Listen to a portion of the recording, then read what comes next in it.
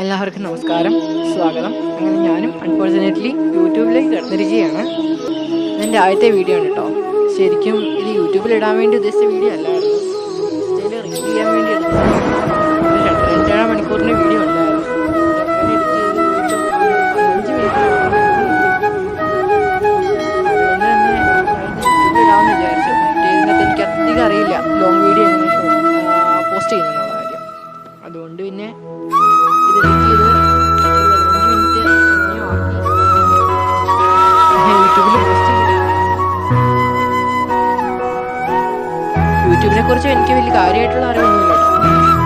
കൂടുതൽ ആക്റ്റീവായിട്ടുള്ളത് ഇൻസ്റ്റയിലാണല്ലോ. യൂട്യൂബിനെക്കുറിച്ച് വലിയ അറിവ് എനിക്കില്ല. വലിയ എഡിറ്റിങ്ങും എനിക്കറിയില്ല. ഒരു വിധത്തിൽ വെട്ടിച്ചുരുക്കിയതാണ്. എഡിറ്റിംഗ് എന്ന് പറയാനില്ല. കുറച്ച് സ്പീഡ് കൂട്ടിയിട്ടു, കുറച്ച് എഡിറ്റ് ചെയ്തിട്ടു. പോരായ്മകളുണ്ട്, ക്ഷമിക്കണം, സപ്പോർട്ട് ചെയ്യണം. ഒരുക്കുന്ന വീഡിയോ ആണ്. എല്ലാവരും എന്നോട് ചോദിച്ചിരുന്നു ഇൻസ്റ്റയിലൊക്കെ. ഇൻസ്റ്റയിൽ ഇങ്ങനെ പോസ്റ്റ് ചെയ്യുന്ന അത്രയും വലിയ പോസ്റ്റ് ചെയ്യുക, ഒന്നെങ്കിൽ ലൈവ് പോകാന്നുള്ള ഒരൊറ്റ ഓപ്ഷനേ ഉണ്ടായിരുന്നുള്ളൂ.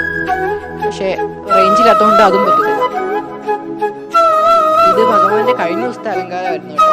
അപ്പം അതിലൊന്ന് മാറ്റിയിട്ട് എല്ലാ ഏകാദശിക്കും തലേ ദിവസം ഭഗവാനെ അലങ്കരിക്കാറുണ്ട്. ഈ വിശേഷ ദിവസത്തിന് തലേ ദിവസം കഴിഞ്ഞ പ്രാവശ്യം അലങ്കരിച്ചത് ഉണ്ണിക്കണ്ണനായിട്ടായിരുന്നു. ഞാൻ ഫോട്ടോ ആക്കി. അപ്പോൾ ഈ അലങ്കാരം മാറ്റിയിട്ട് ഭഗവാന്റെ ഓർണമെന്റ്സ് മാറ്റണം, അലങ്കാരങ്ങളെല്ലാം മാറ്റണം. പിന്നെ ഭഗവാനെ ഒന്ന് ക്ലീൻ ചെയ്യണം. ഇതൊക്കെ ഉണ്ട്. ഒരു 2-2.5 മണിക്കൂറത്തെ പ്രോസസ്സാണെങ്കിൽ സമയം പോകുന്ന അറിയില്ല. ഒരു രസമുള്ളൊരു പരിപാടിയാണ്.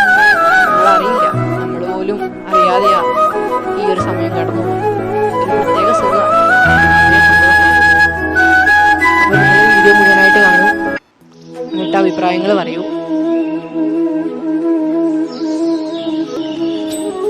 ഇനിയിപ്പോൾ ആരാന്ന് ഞാൻ ഇനി പ്രത്യേകം പറഞ്ഞു തരേണ്ട ആവശ്യമില്ല. ഇനി അറിയാത്തവർക്കായിട്ട് ഞാൻ പറഞ്ഞുതരാം കേട്ടോ. ഇതാണ് ലോക വൈകുണ്ഠനാഥനായ ഗുരുവായൂരപ്പൻ്റെ വിഗ്രഹം. ഒറിജിനൽ വിഗ്രഹമല്ല കേട്ടോ, അത് ഗുരുവായൂരമ്പലത്തിൽ, അത് വേറെ. ഇത് എൻ്റെ വീട്ടിൽ എൻ്റെ പൂജാമുറി ഇരിക്കുന്ന എൻ്റെ ഉണ്ണിക്കണ്ണനാട്ടോ. ഇപ്പം ഭഗവാൻ സഹായിച്ച് ഭഗവാനെ ഇഷ്ടം പോലെ ഒരുക്കാൻ സാധിക്കുന്നുണ്ട്. ഭഗവാനെ നല്ലവണ്ണം നോക്കാൻ സാധിക്കുന്നുണ്ട്. എൻ്റെ ജീവിതത്തിൻ്റെ ഒരു പ്രധാന പങ്ക് വഹിച്ചത് ഗുരുവായൂരപ്പനാണെന്ന് എനിക്ക് വേണമെങ്കിൽ കണ്ണും കൂട്ടി പറയാൻ സാധിക്കും എന്നല്ല, ആണ്. അത് തന്നെയാണ് സത്യം. ഒത്തിരി പോരായ്മകൾ എൻ്റെ ജീവിതത്തിൽ സംഭവിച്ചിട്ടുണ്ട്. പാർത്ഥസാരഥി എന്ന് പറയുന്ന പോലെ തന്നെ എൻ്റെ ജീവിതത്തിൻ്റെ സാരഥിയും ഭഗവാൻ തന്നെയായിരുന്നു കേട്ടോ. സാരഥി ഭഗവാൻ തന്നെയാണ്. ഒട്ടും പറഞ്ഞറിയിക്കാൻ പറ്റത്തില്ലാത്ത കാര്യങ്ങളൊക്കെയായിരുന്നു തരണം ചെയ്തത്. ശരിക്കും ഈശ്വരൻ്റെ അനുഗ്രഹം എന്ന് പറഞ്ഞു കഴിഞ്ഞാൽ ഒരു വലിയൊരു കടാക്ഷം തന്നെയാണ്. നമ്മളത് അനുഭവിച്ച് ഫീൽ ചെയ്തറിയുക എന്നുള്ളത്. വേറെ ഒന്നും അറിയില്ല. ഈ വിഗ്രഹം എൻ്റെ കൂടെ കൂടിയ പിന്നെ എൻ്റെ ഒരു കൂട്ടുകാരനെ പോലെ, എൻ്റെ ഒരു സഹോദരനെ പോലെയല്ല, ഭഗവാൻ സഹോദരനെ പോലെ തന്നെ ഞാൻ ഇതുവരെയായിട്ട് കണ്ടിട്ടുള്ളൂ. അതുപോലെ ഉണ്ടായിരുന്നു എൻ്റെ കൂടെ അന്നും ഒരുപോലെ നിൽക്കുന്ന ഭഗവാനാണ്. ഇത് പറഞ്ഞറിയിക്കാൻ പറ്റില്ല ആ ഒരു സന്തോഷം. ഒത്തിരി കാര്യങ്ങൾ എനിക്ക് തരണം ചെയ്യാൻ സാധിച്ചിട്ടുണ്ട് ഭഗവാനെ. അത് എനിക്ക് എവിടെയും കണ്ണും കൂട്ടി പറയാൻ സാധിക്കുന്ന ഒരു കാര്യമായിരുന്നു. ഭഗവാനെ പല രീതിയിൽ അലങ്കരിക്കാൻ സാധിച്ചു, ഭഗവാനെ ഒരുക്കാൻ സാധിച്ചു, ഭഗവാനെ കൊണ്ടു നടക്കാൻ സാധിച്ചു. എനിക്ക് ഒരുപാട് സന്തോഷമുണ്ട്. അതിലുപരി എല്ലാവരും ഒരു റിക്വസ്റ്റ് ആയിരുന്നു, ഭഗവാനെ എങ്ങനെ ഒരുക്കുന്നത്, എങ്ങനെയാണ് ഡ്രസ്സെല്ലാം മാറ്റുന്നത്, മേക്കപ്പ് ഒക്കെ ഇടുന്നത് ഒക്കെ എങ്ങനെയാണ്. അപ്പോൾ ഗുരുവായൂരമ്പലത്തിലെ പോലെയല്ല, നമുക്ക് പരിമിതികളുണ്ട്. ഫൈബറിൻ്റെ ഒരു വിഗ്രഹമാണല്ലോ ഗുരുവായൂരമ്പലത്തിലെ പോലെ. ഗുരുവായൂരമ്പലത്തിൽ എന്ന് പറഞ്ഞ പാതാളത്തിൻ്റെ സ്ഥിതിയിലുള്ള വിഗ്രഹങ്ങളാണ്. ഇത് നല്ലൊരു രസമുള്ളൊരു പരിപാടി കേട്ടോ. ചില സമയത്ത് നമുക്ക് ദേഷ്യം വരും, സങ്കടം വരും, ചില സമയത്ത് ഭയങ്കരമായിട്ട് ചിരി വരും. നമ്മൾ ഒരു എന്താ പറയുക, നമ്മളൊരു ആനന്ദം എന്ന് പറയാൻ പറ്റില്ല, പരമാനന്ദം നമ്മളൊരു അതിൽ കൂടെ രസിക്കും. അത്രയ്ക്ക് രസമാണ് ഭഗവാൻ ഒരുക്കുന്നത്. ചില സമയത്ത് ഒരിക്കലും ഒന്ന് സെറ്റാവില്ല. ചില സമയമുണ്ടല്ലോ എടുക്കുന്ന മാത്രമേ ഒരുക്കി തീരും. ചില സമയത്ത് എങ്ങനെ പോയാലും ഒരു 2-2.5 മണിക്കൂർ എടുക്കും ഒരുക്കാൻ. അത് വേറെ കാര്യം.